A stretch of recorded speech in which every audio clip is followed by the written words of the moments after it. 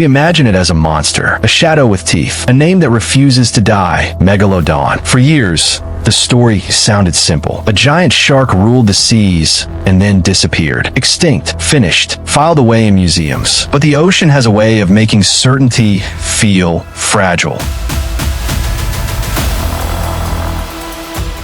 Because our picture of Megalodon was built from fragments. Not a full skeleton, not a preserved body. Mostly teeth, massive, triangular blades, scattered across seabeds like dark coins. And from those teeth, we filled in the rest. We guessed the length. We guessed the bite. We guessed the shape of its body by borrowing from living sharks. Reasonable guesses, scientific guesses, and still guesses. Now, new studies, new fossils, and new methods are forcing a quiet correction. Not the kind of correction that makes headlines. The kind that changes everything slowly. We may have been wrong about what Megalodon looked like. Wrong about how it moved. Wrong about what it hunted. Maybe even wrong about why it vanished. In the deep, a creature doesn't need to be mythical to be terrifying. It only needs to be real. So tonight, we return to the evidence, to the teeth, to the bones of its prey, to the ancient oceans where giants once fed. And as the picture sharpens, a stranger truth begins to surface. Megalodon wasn't just a bigger great white. It may have been something else entirely.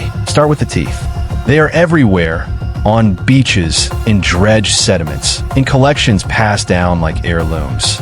Each tooth is a weapon. Serrated edges, a thick root built to hold through bone and blubber. But teeth can mislead. A tooth tells you what an animal could bite, not how it swam, how it turned, how it lived. For decades, we drew Megalodon as a scaled-up great white, a familiar silhouette made enormous. Yet size changes physics. A body that works at 5 meters does not simply scale to 15. Drag grows, turning costs more. Heat moves differently through muscle. And now, researchers have begun to model Megalodon like engineers, using body proportions of living sharks and large marine animals, testing what makes sense at that extreme. The results are unsettling. Some reconstructions suggest Megalodon may have been longer and more streamlined than we pictured. Less bulldog, more like a massive, fast-cruising predator built to cross distances efficiently. Not a short, stocky ambusher, a traveler. And if it traveled, then its world was bigger than we assumed. That changes the next question. What did it need to eat to power a body like that? Because in the ancient oceans, megafauna didn't just exist. They had to be fed. To find a menu, we look not only at teeth, but at the scars left behind. On fossil whale bones, there are grooves, deep, curved cuts, some matching the width of Megalodon serrations. This is the closest thing we have to a crime scene. Evidence of contact, predator and prey meeting in violence. But even here, the story is changing. Bite patterns can reveal behavior. A single massive strike to the ribs suggests disabling a lung. Repeated bites to fins suggest immobilizing a swimmer. The distribution of wounds hints at strategy. Some fossils suggest Megalodon didn't always attack like a great white.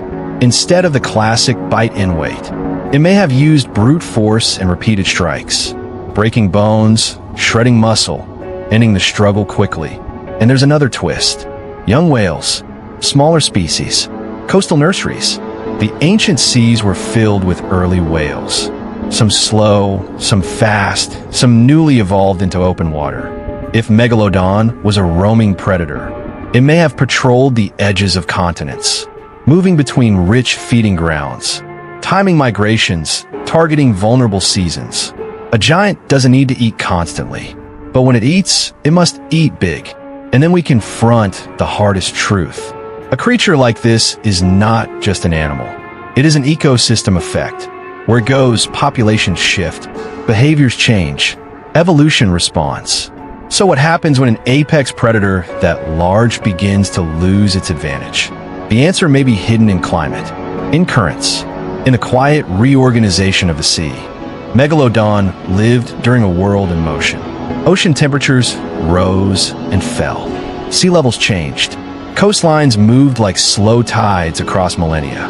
And the animals Megalodon depended on, large marine mammals, were changing too. Some whales grew larger. Some became faster. Some shifted into colder waters. Now imagine the problem for a warm water giant. If your nurseries are coastal and your prey migrates poleward, you must follow, or you must adapt. But there's a limit. Cold water steals heat. Muscle performs differently.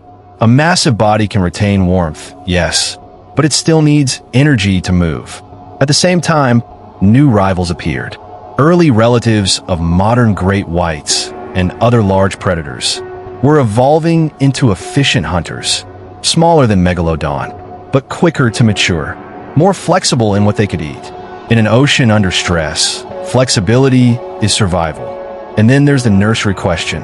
Many large sharks rely on shallow, protected waters to raise their young.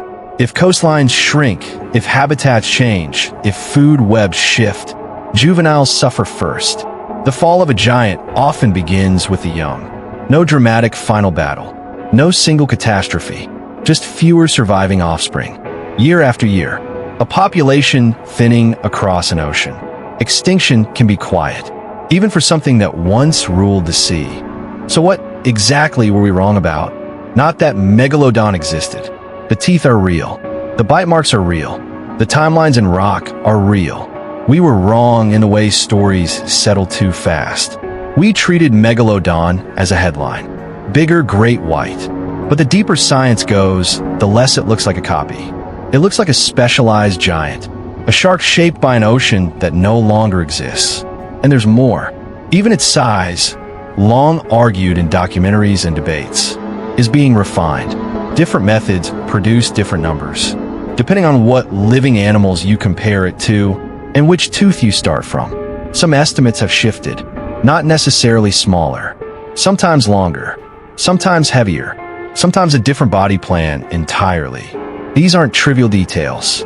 A longer, sleeker Megalodon implies endurance, hunting, and migration. A bulkier one implies bursts of power and ambush. Each version paints a different ocean. And through it all, one fact remains. We know Megalodon mostly through what it left behind, not through what it was, which raises a chilling thought. How many other giants have we misunderstood? Because the deep doesn't preserve the whole story, we build worlds from fragments, and then we mistake the fragments for the world. Today, the ocean still hides animals we barely understand. Deep canyons, submerged mountains, trenches where pressure crushes steel and light cannot follow. We map the seafloor with sound. We film in short, bright windows.